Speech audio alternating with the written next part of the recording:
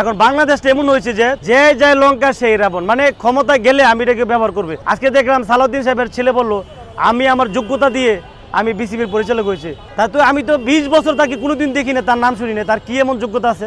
এখন সে মন্ত্রী ছিল, এর চেয়ে বড় যোগ্যতা কি তার আছে? বিষয়টা হলো তারা মন্ত্রী, তারা ক্ষমতায় আছে, এবং তারা যা ইচ্ছা তাই বলতে পারে, যা ইচ্ছা তাই করতে পারে।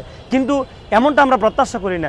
আমরা সত্যিকার অর্থে একটা জনগণের সরকার চাই, এবং সত্যিকার কথা বলতে হবে। আপনি ভুল করেন, মানুষ তো ভুল করবে, যে কাজ করে সেই ভুল করে, আর জনগণের জন্য কাজ করলে সমালোচনা হবেই। তবে ধৈর্য থাকতে হবে, আর আপনি কাজটাকে আরও ফলপ্রসূ করেন।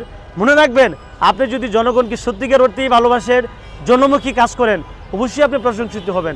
আর যদি শুধু দলের স্বার্থ দেখেন, ব্যক্তি স্বার্থ দেখেন, আপনি নিন্দিত হবেন। আলটিমেটলি সিদ্ধান্ত আপনাকে নিতে হবে, আপনি কি ক্ষমতা চান না জনতা চান।